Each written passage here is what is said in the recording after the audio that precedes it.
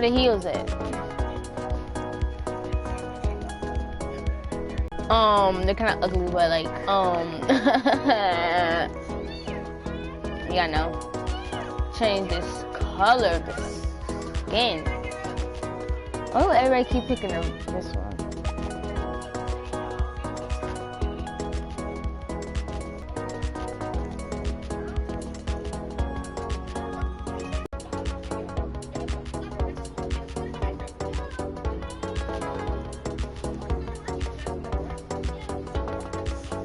Pretzel.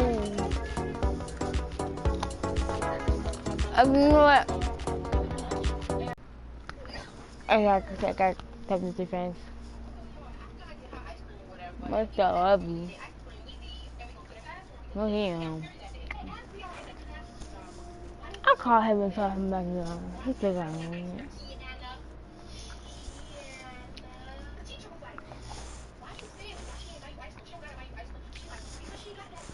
The sleepover? Have I played that before? Barry Avenue.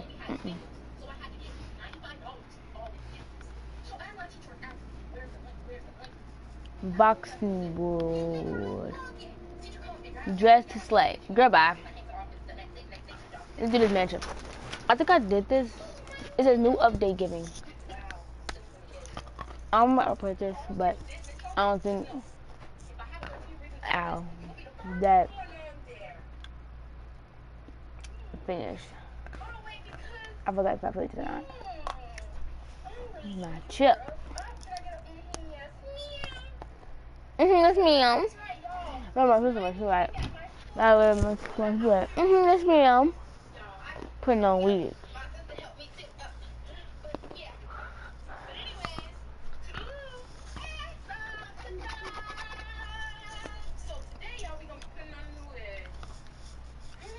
Ain't gonna lie.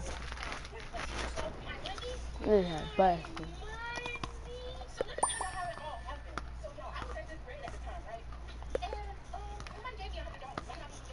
No, y'all. No, I'm on my dad. Game. The funk. Hop on, crack it. Okay. And break your mama's back. Okay. Yes, you did. Pray.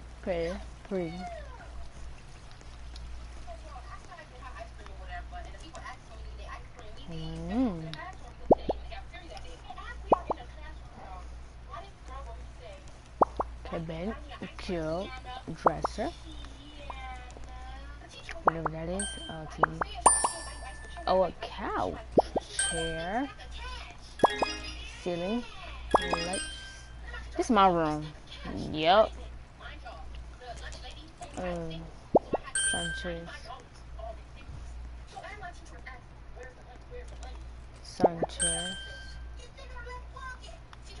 don't see kind of good.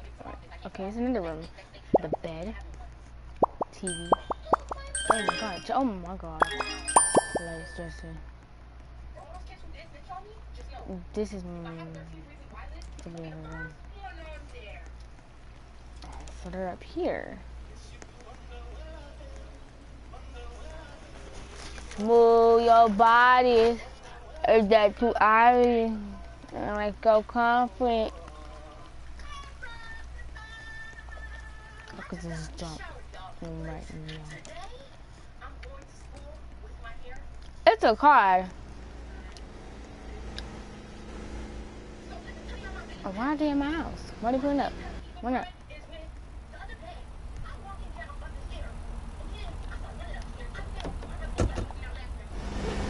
It's a girl. I have never did this before.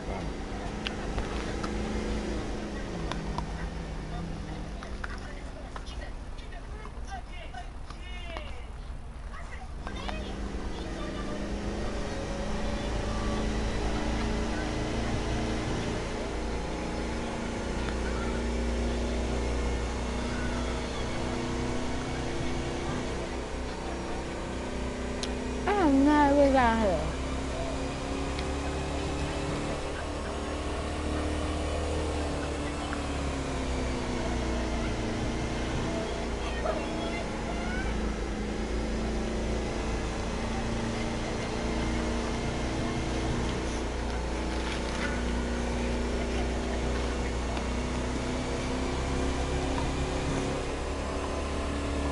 I don't know where I'm going.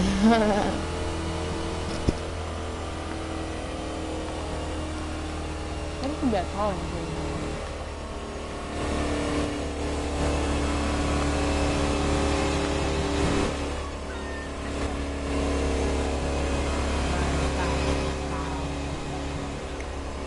Turn, turn, turn.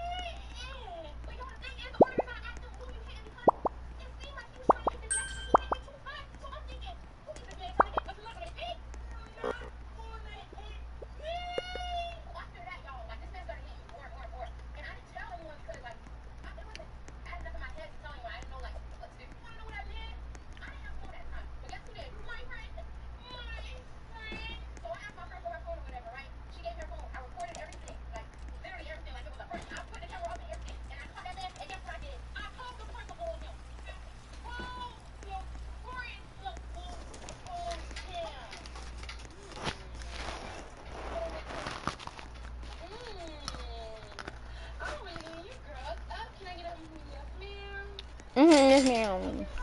Yes, ma'am. Ma'am.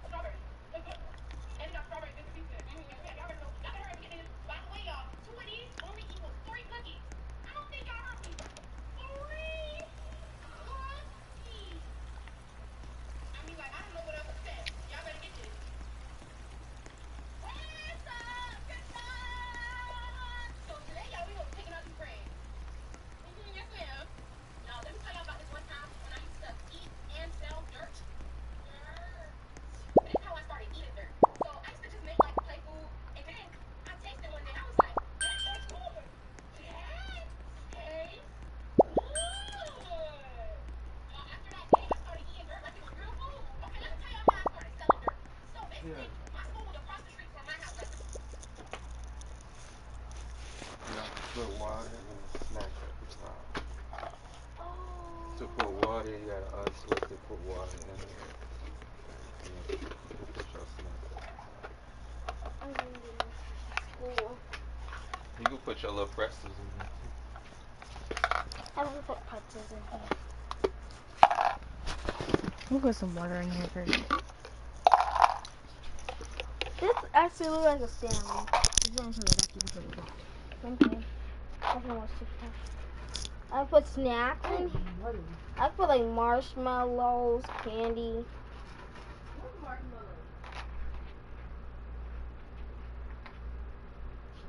Auntie Angie bought this for us. Where you get this, Daddy? Ben had them in the kitchen. Oh, you was waiting until we came over? No, pour that water out. Pour that water out and go get you 2 of those bottled waters. You get you 2 bottled waters and pour them in those. Take 1 bottle of water and pour it out.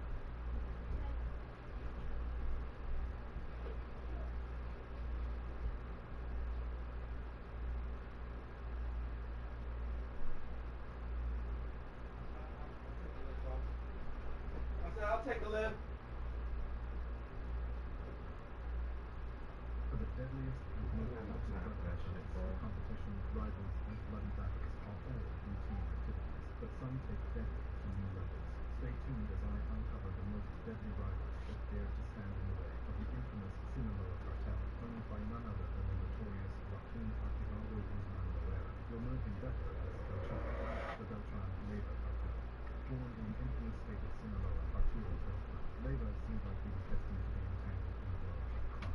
Arturo grew up in the heartland of Mexico, surrounded by the shadowy figures of the drug trade, and as the oldest of 5 brothers, he naturally assumed the role of a leader in his family's drug smuggling gang, marking the beginning of his ascent into the dark underbelly of the drug trade. For years, Arturo remained a secondary character in the cutthroat world of drug trafficking, answering to more powerful and notorious kingpins. He played the loyal companion of the likes of Miguel Angel Felix Velada, the legendary godfather of the Guadalajara cartel, and Amados Guerrero Sosa, the formidable head of the Juarez cartel.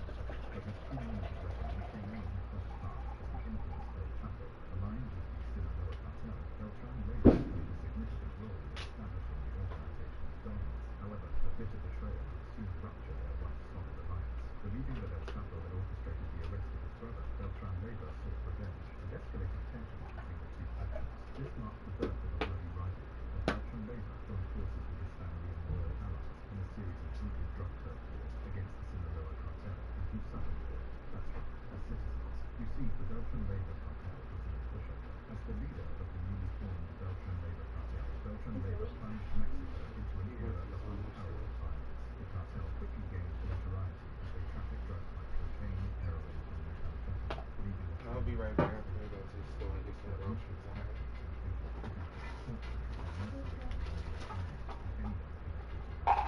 Beltran Leyva's thirst for power and bloodshed earned him a fearsome reputation, preparing him to become a world-known wanted man in Mexico. But his history has taught us that the reign of terror reached its end. In a meticulously planned operation, Mexican special forces closed in on Beltran Leyva's palace. On that fateful day in December 2009, the once mighty kingpin was met with a gale of force. Engulfed in a 4-hour shootout, Beltran Leyva's life was snuffed out, leaving behind a legacy of brutality and chaos. The demise of Arturo Beltran Leyva is celebrated as a triumph for the Mexican government's war on drugs. However, the battle against drug cartels continues to rage on. While some remnants of the Beltran Leyva cartel attempted to restore its former glory, their efforts proved futile. The loss of their leader triggered the downfall of the organization. The Beltran Leyva cartel experienced a significant decline in power as internal divisions and relentless close it. weakened the organization, resulting in a fragmented structure and diminished operational capacity. Though remnants of the Beltran Leyva cartel may still pose a threat, their the Barrio Azteca. Barrio Azteca is a notorious street and prison gang with roots in both the United States and Mexico. The gang first emerged in El Well, if you Paso, want, we Texas, can try to and find one of my big shirts or something. back in the early 1980s. Interestingly, it all started inside the Coffin Unit, a prison in Tennessee Colony, Texas. A prisoner named Jose Raulio Rivera from El Paso played a pivotal role in its formation. What began as a small group soon grew into a transnational criminal organization that thrived on illegal activities along the U.S.-Mexico border. Today, Barrio Azteca is considered one of the most violent gangs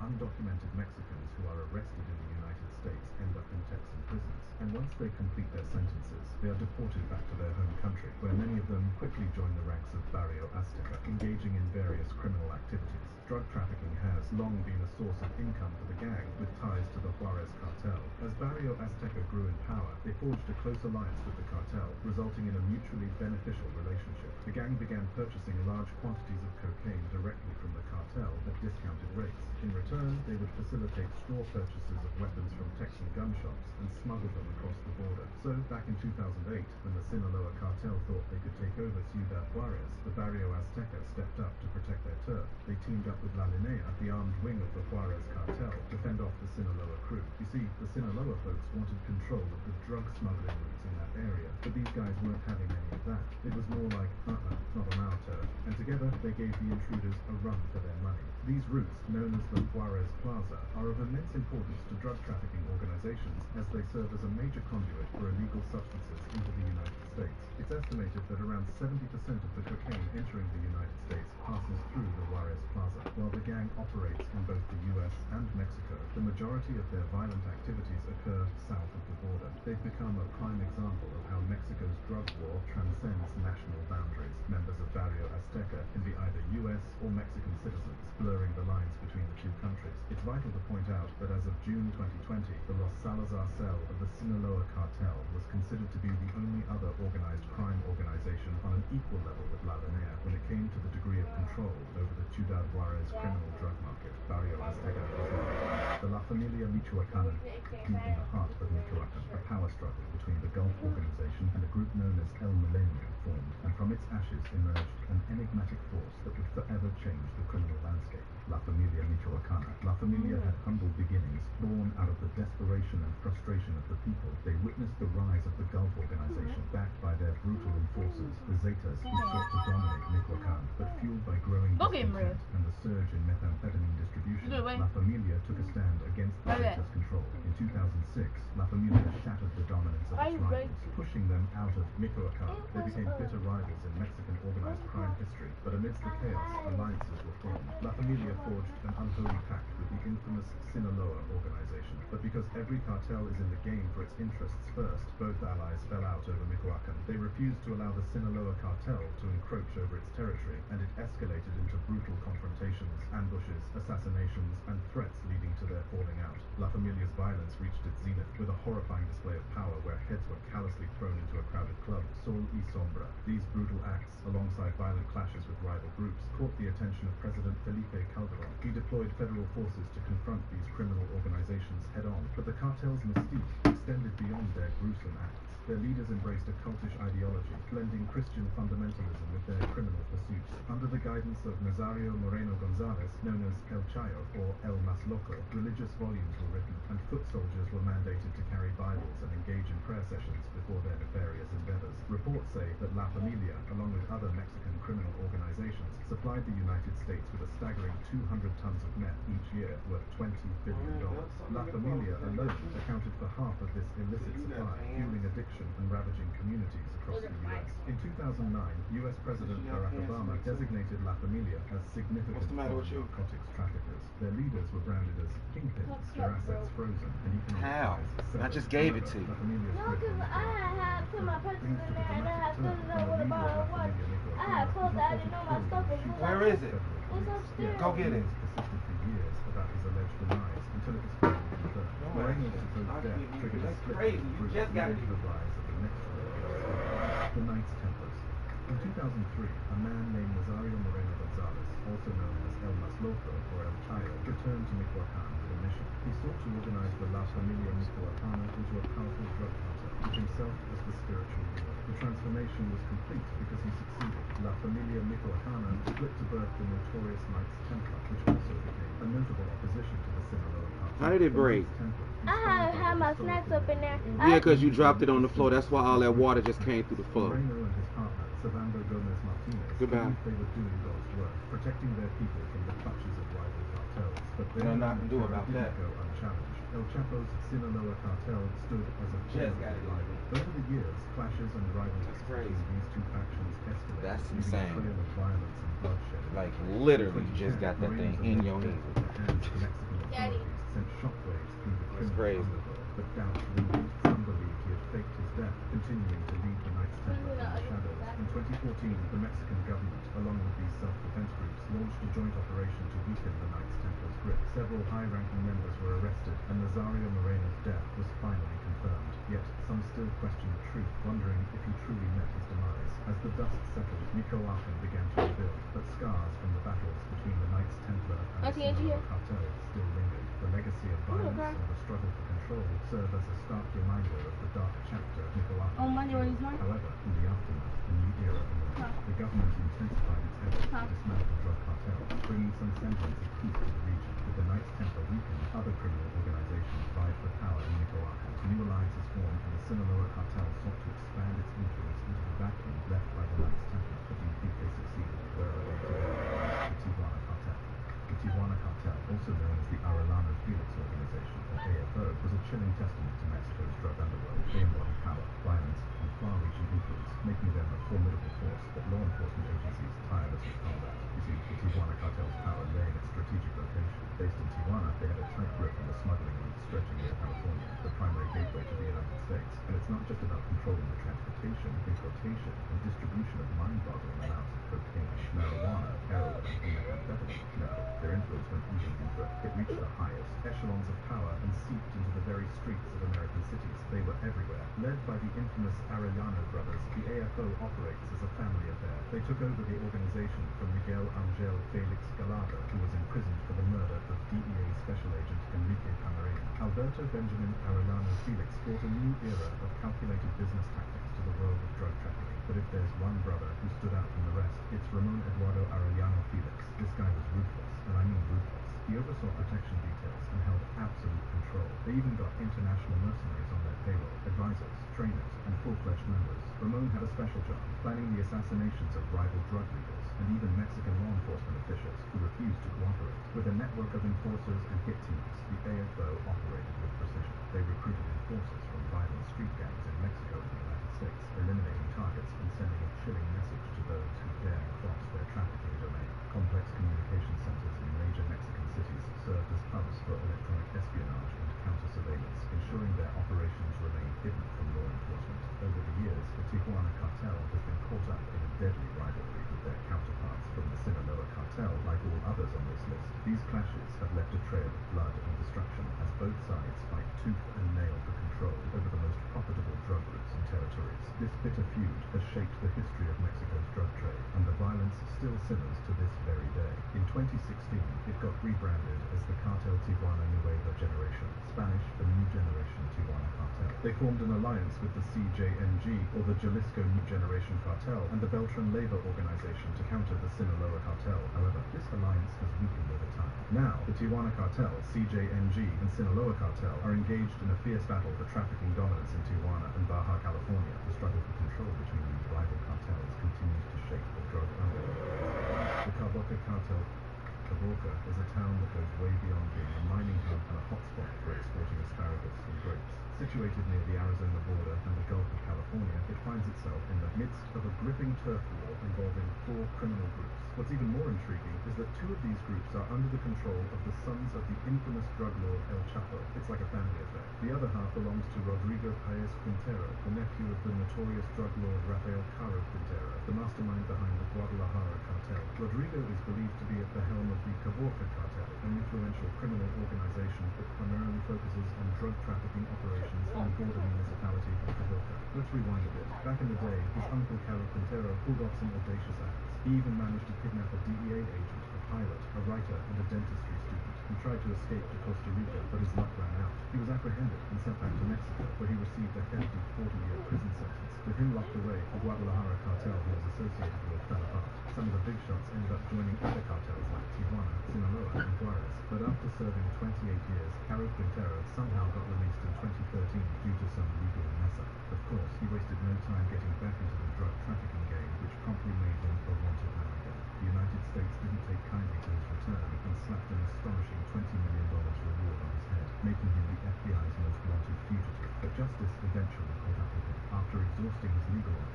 Caro Quintero was arrested in Mexico on July 15, 2022, and is currently awaiting extradition to the United States. However, the story doesn't end there. Quintero's group is presently involved in a violent conflict with the Los Salazar criminal cell, which serves as the armed faction of the Sinaloa cartel. This group has allied with the Juarez cartel to stake their claim on the territories of Sonora and Chihuahua as they regroup and strive to seize control previously held by El Chapo, a real-life crime thriller before our eyes. Unfortunately, the violence associated with this turf war has taken a toll on the municipality of Toluca. In 2019, the town witnessed 120 homicides, ranking it as the 24th most violent municipality in Mexico. The intensity escalated further in 2020, with at least 6 shootouts between rival groups, resulting in the loss of 12 lives. The situation worsened in July 2022 following Caro's arrest, with clashes leading to a shocking 28 deaths. Within just 4 days, the Juarez cartel. The Juarez cartel, also known as the Vicente Carrillo Fuentes Organization, or VCFO, holds a long and turbulent history in Mexico. Also starting back in the 1980s, like another cartel we'll see later, it began under the leadership of Rafael Aguilar Guajardo, who had some tight connections with the Guadalajara cartel. But when Aguilar Guajardo met his demise, Amado Carrillo Fuentes, also known as El Señor de los Cielos, or Lord of the Skies, took charge and turned the cartel into a major player in the drug trafficking game. Carrillo Fuentes had big dreams, expanding their operations all over Mexico and even into Central and South America. But in 1997, Carrillo Fuentes met a sudden and mysterious end, leaving the cartel in a bit of a pickle. His brothers, Vicente and Rodolfo, stepped up to fill the void, but it wasn't all sunshine and rainbows. Power struggles erupted, causing internal chaos and more violence. And to make matters worse, Rodolfo went and killed 2 of El Chapo associates, sparking a full-on war between the Juarez cartel and the Sinaloa cartel. This rivalry between the Juarez cartel and the Sinaloa cartel turned Ciudad Juarez into an absolute war zone. They were fighting tooth and nail for control over drug routes, and that strategic border town. It got so bad that the city recorded over 33,000 murder probes in 2018 alone. The Juarez cartel started splitting into smaller factions like La Línea, and their control over territory weakened. That gave new rivals, the Nuevo Cartel de Juarez and the Sinaloa cartel's Los Salazar faction, a chance to swoop in and try to take over. The Juarez cartel maintains its influence by co-opting local law enforcement, particularly the police and municipal forces. They've also buddied up with other criminal organizations like the Beltran Labor Organization and the Zetas to give the Sinaloa cartel a run for its money. The cartel has its own enforcers called La Línea, and let me tell you, these guys are no joke. But even they've had their fair share of challenges and might have made some alliances with other groups like the Zetas to keep their power intact. The Juarez cartel isn't one to play nice. They're all about brutal tactics, think decapitations and displaying mutilated bodies in public to strike fear into the hearts of their rivals. They recruited local street gangs like the Aztecas and the La Línea, a bunch of ex-police force deserters, to enforce their control and transport drugs. The Juarez cartel is still a force to be reckoned with, even though it's fractured into splinter factions. Their influence stretches across different Mexican states and major cities, from Sinaloa all the way to Mexico City. The Gulf Cartel. Next on the list is the Gulf Cartel, also known as Cartel del Golfo. This is one of Mexico's oldest criminal organizations. It's been around since the 1930s, and it started as a small-time marijuana and heroin operation, but things quickly escalated. Back then, its young, ambitious drug lord named Juan Garcia Abrego took the reins and struck a deal with the Colombian Cali cartel. They were looking for new ways to smuggle their goodies into the U.S. after the U.S. cracked down on their Caribbean routes. Smart move for a smart young Juan. So, Juan became the middleman, handling cocaine shipments across the Mexican border. He took on all the risks, but also raked in up to 50% of the profits. With high risks come high stakes in any business venture. Don't you agree? But, as they say, all that glitters isn't gold. Abrego found himself in a bit of a pickle when he was arrested and deported to the United States in 1996. You couldn't have imagined the chaos when billions of dollars in cash flowed in, and they had to figure out a way to smuggle it across the border back to Colombia through ingenious methods, from suitcases to underground tunnels. But the legacy of Garcia Abrego would endure as other kingpins stepped into the spotlight, demanding more control over distribution and fueling a wave of violence and corruption. Ociel Cardenas Dyin, Garcia Abrego's successor, would reshape the Gulf Cartel in ways that shocked even its Colombian partners. With a cunning blend of military strategy and ruthlessness, Cardenas formed a specialized enforcer ring known as the Zetas, recruiting former soldiers with an offer more than 5 times their previous pay and arming them with unmatched firepower. The Zetas became the cartel's bloodiest and most feared legacy, plunging Mexico's drug war into a new era of brutality. We'll see them later on. But here's where it gets interesting. Ociel got caught by the US authorities in 2003, and his former protection unit, known as the Zetas, decided to go rogue and form their cartel. Forget about the fact that they were trying to stand up against El Chapo and his Sinaloa. It was a family feud going on. The Zetas became notorious for their brutal tactics and influenced Mexico's drug war like nobody else. Suddenly, water became thicker than blood. Since then, the Gulf Cartel has splintered into multiple factions, but there are still some fighting for control in the borderlands. In March, one of these factions supposedly kidnapped 4 Americans in Matamoros, resulting in 2 deaths and anger across the US. With the influx of fentanyl and this shocking incident, Mexico is under pressure to act against these cartels, the Los Zetas cartel. Our story of the enigmatic Los Zetas begins in 1997 when Ociel Cardenas Dyin set his sights on the throne of the Gulf Cartel, the fearsome criminal organization controlling Mexico's drug trade from the depths of Tamaulipas state.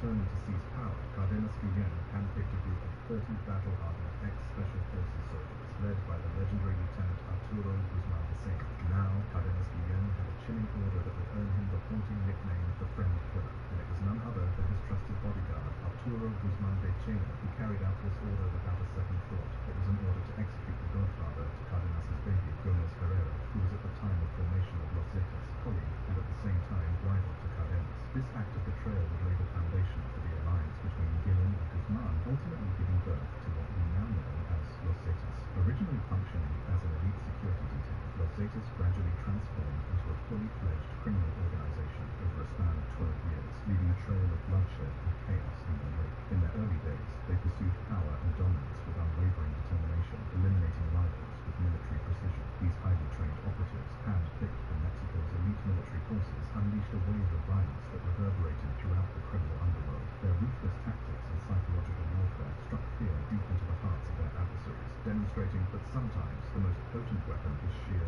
terror itself. Los Zetas proved to be an enigma, evolving from their origins into an independent force to be reckoned with, forever etching their name into the annals of criminal history. Los Zetas wanted more than just Mexico. They aimed to tap into the lucrative US drug markets. Their strategic position along trafficking routes gave them an edge, extending their reach deep into American territory. Law enforcement faced a daunting challenge as Los Zetas established wholesale points and smuggling networks across the US. Their audacious attacks and sophisticated operations tested those tasked with bringing them to justice, but fate had other plans. In 2002, tragedy struck when Vicena fell in the line of duty, leaving a void. Heriberto Lascano, alias El Lasco, or Z3, stepped up to lead in the uncertain future. Meanwhile, their employer, Cardenas Dyin, was apprehended in 2003, thrusting Los Zetas deeper into the drug trade. During this tumultuous period, Los Zetas faced a defining moment. The Sinaloa cartel, a formidable rival, aimed to control